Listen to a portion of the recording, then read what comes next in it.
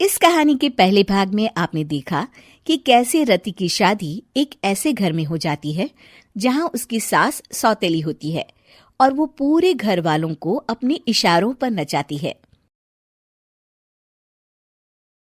रति छत से सूखे कपड़े उतार कर ले जा रही थी कि तभी उसकी नजर लक्ष्मी पर पड़ती है, जो किसी तरह चोरी से सुनील के अलमारी खोलने की कोशिश कर रही होती है।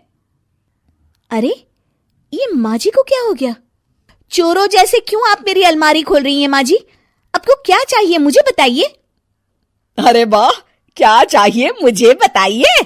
अरे मैं इस घर की मालकिन हूँ, पूरा घर मेरे इशारों पर नाचता है और तुम्हें बताऊं कि मुझे क्या चाहिए? हट यहाँ से। और वो उसे जोर से धक्का देती है।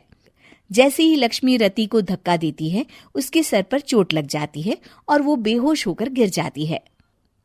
रति के आसपास पूरा परिवार खड़ा रहता है। डॉक्टर जैसे ही उसे देखकर जाता है, रति को होश आता है। अरे बेटा, तुम दूर क्यों खड़े हो? मेरे पास आओ, मैं तुम्हारी माँ हूँ, कमला। रति के मुंह से लक्ष्मी सारंग की माँ का नाम सुनती है तो हैरान सी रह जाती है। क्या बोला रति बहू? चुप कर डायन, तूने मेरे पति और बेटे का हाल बेहाल कर दिया। अब तू मेरी बहू को भी गुलाम बनाना चाहती है? रुक, अभी मजा चखाती हूँ। ये कहकर जैसे उसे पकड़ने की कोशिश करती है, लक्ष्मी वहां से भाग जाती है। लक्ष्मी के जाने के बाद रति अपने ससुर और पति की तरफ देखकर मुस्कुरा देती है। दोनों समझ जाते हैं कि ये रति की चाल है। अगली सुबह लक्ष्मी का पति खाना लेकर खेत में जाने के लिए निकल ही रहा होता है कि लक्ष्मी उसे रोक देती है। अरे कहाँ चल दिए खाना लेकर? आज घर का काम कौन करेगा? तभी पीछे से रति आ जाती है और जोर से चिल्लाती है। कौन इनको काम पर जाने से रोक रहा है? मैं अभी उसे मजा चखाती हूँ। जैसे ही रति लक्ष्मी की तरफ बढ़ती है, लक्ष्मी घबरा जाती है। मैं तो मजाक कर रही थी बहन। आखिर मैं कौन होती हूँ रोकने वाली? मैं तो बस ये पूछ रही थी कि घर का काम कौन करेगा? कौन क्या? तू करेगी। चल उठा झाड़ू और शुरू हो जा। लक्ष्मी पूरे घर में झाड़ू पोछा लगा रही होती है कि अचानक सामने सारंग खड़ा हो जाता है। अच्छा माँ, मैं काम पर जा रहा हूँ। रति के मामा की फैक्ट्री है, मैं वहां आज से मैनेजर के तौर पर काम करूंगा।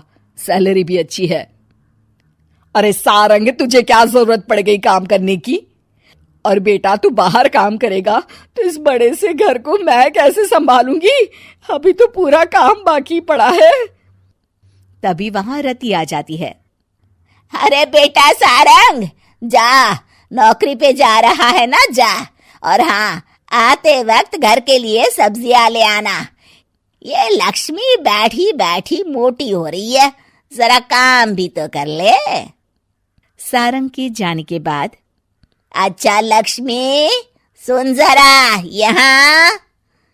लक्ष्मी अपनी बहू रति को सारंग की पहली माँ जो मर गई है वो समझकर उसके पास जाती है। अरे बहन, ऐसा क्या हो गया जो तुम्हें वापस आना पड़ा? मैं तो बड़े ही प्यार से इस परिवार को चला रही थी। प्यार से तो मैं बहुत साल से तुझे मजा चखाना चाहती थी, लेकिन किसी औरत का शरीर मुझे नहीं मिल रहा था प्रवेश करने के लिए। अब से ना मैं बहू के शरीर में रहूंगी। और हाँ, तूने कोई भी चालाकी दिखाई या मेरे घर के लोगों को परेशान करने की कोशिश की तो तेरा गला दबा दूंगी। लक्ष्मी रति के मुंह से ये सुनकर डर जाती है और शाम को अपने बेटे और पति के सामने जाकर कहती है, तुम दोनों मुझे माफ कर दो। मैं अब तुम दोनों को कभी परेशान नहीं करूंगी। और बहू, तुम मेरी बेटी की तरह हो, बस अब बेटी की तरह ही बनकर रहना। लक्ष्मी उन लोगों को इतना कहकर वहां से चली जाती है और उसके जाने के बाद तीनों एक दूसरे की तरफ देखकर हंस देते हैं।